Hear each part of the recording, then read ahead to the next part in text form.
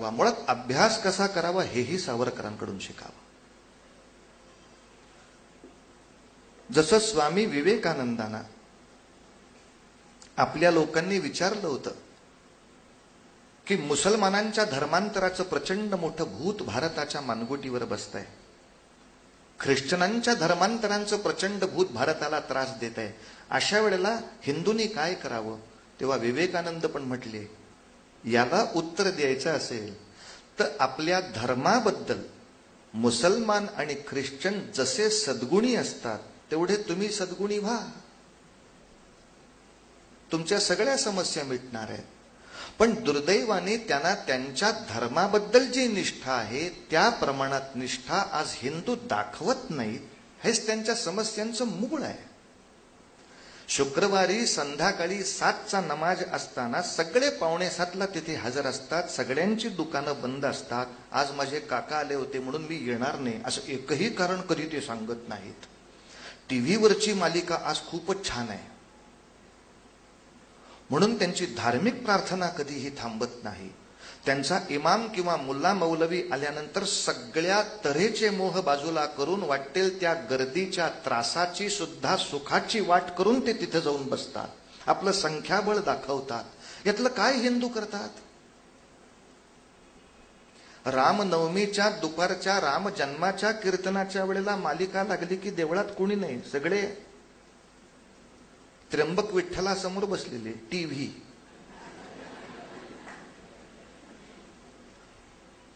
आणि हे एकदा हिंदू करतात कळल्यानंतर सरकार कशाला गप्प बसायला बसलंय. मग गोकुळाष्टमीला इथे सिनेमे लावून ठेवतात. बसा घरीच गोपाळ कृष्णाला न बघता. पण नाही बुवा, माझ्या एखाद्या आचार्याचं या ठिकाणी व्याख्याने म्हटल्यानंतर बाकी सगळे मोह बाजूला सारून मी एकत्र येत नाही. आणि याचं आणखीन एक मोठं कारण त्या काळामध्ये सावरकरांना सापडलं, ज्याच्याबद्दल फारशी चर्चा नेहमी होत नाही. आणि ते एक मोठं कारण आहे. आपल्या धर्माचार्यांनी अखिल हिंदूंची जी एक प्रार्थना आहे ती सगळ्यांच्या मुखातून वदवायला हवी होती, त्या बाबतीत आळस झालेला आहे. जसं मुसलमानाच्या 2 वर्षाच्या पोराला सुद्धा त्याची जी धार्मिक प्रार्थना आहे, ला इलाहा इल्लल्लाह, हा जो काही रसूल त्यांनी म्हणायचा आहे, त्याला बोलायला यायला लागलं की पहिल्यांदा हे तुला बोलता आलंच पाहिजे, कारण ही सगळ्या जगातल्या आपल्या लोकांची प्रार्थना आहे, तू म्हणच. तू मेडिकलला असलास तर हे नाही म्हटलास तर चालेल असं कधीच मुसलमान नाही म्हणत. आयटीला मुलगा असल्यामुळे हे करायला त्याला वेळ नाही असं आयटीत बसून म्हणायचं. ख्रिश्चनांची बायबलची जी प्रार्थना आहे, 3ऱ्या वर्षी पोराला बोलायला यायला लागलं, उघड पुस्तक. मी प्रादेशिक प्रार्थना नाही म्हणत आहे, सगळ्या जगातल्या मुसलमानांची एक प्रार्थना आहे, सगळ्या जगातल्या ख्रिश्चनांना एक प्रार्थना आहे. तसं सगळ्या जगातल्या हिंदूंची पण एक प्रार्थना आहे. पण दुर्दैवाने ही आपली राष्ट्रीय प्रार्थना आहे आणि ही शुद्ध एकाच पद्धतीनं प्रत्येक हिंदू मात्राला म्हणता आलीच पाहिजे. यासाठी घराघरामध्ये जाऊन जे कॉम्पेनिंग करायला लागतं त्याच्यामध्ये कुठेतरी आमचे प्रचारक कमी पडले. जसं संतांच्या काळामध्ये त्यांनी ते एक ध्येय देऊन ठेवलं होतं, गोरा कुंभार तुम्ही कुठं राहता, मी तेरढोकीला राहतो. हो, तेरढोकीची लोकसंख्या किती, 8,000. या 8,000 घरामध्ये नित्य हरिपाठ चालतो का नाही ही जबाबदारी तुम्ही घ्यायची आहे.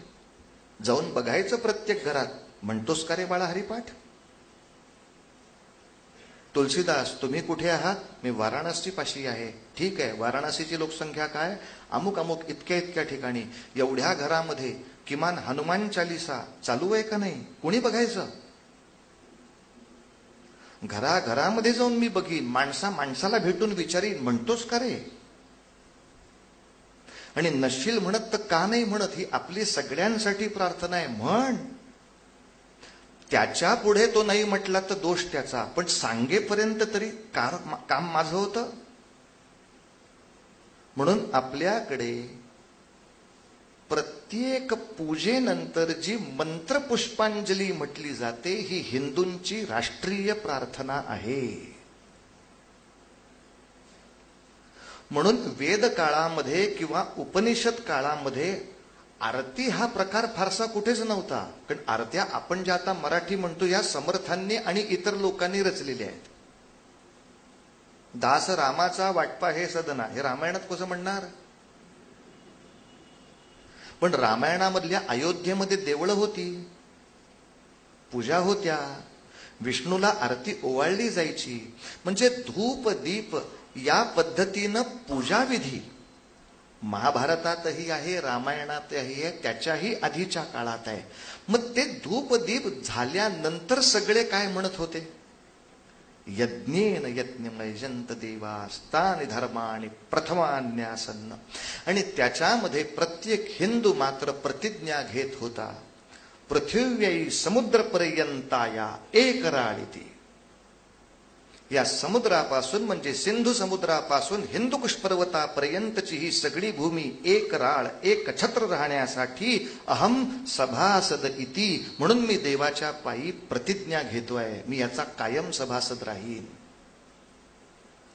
पण हे मंत्रपुष्प प्रत्येक हिंदूला आलं पाहिजे असा हट्ट नाही झाला ना. असं वाटलं होतं की घराघरातले आईबाप शिकवतील, पण जेव्हा लक्षात आलं की ते आईबापांनाही शुद्ध येत नाहीये, तेव्हा तर जागं व्हायला पाहिजे होतं. आता आईबाप बाजूला राहिले, जे पौरोहित्य करतात त्यातल्या अनेकांना ते शुद्ध येत नाहीये, त्यांची विरामस्थानं बदलतायत. आता तर जागं व्हायला पाहिजे. पण दुर्दैवाने सावरकर समोर पाहतायत की माझ्या समोर असलेला इतका विराट असलेल्या हिंदू समाजातल्या 80-85% लोकांना म्हणताच येत नाहीये.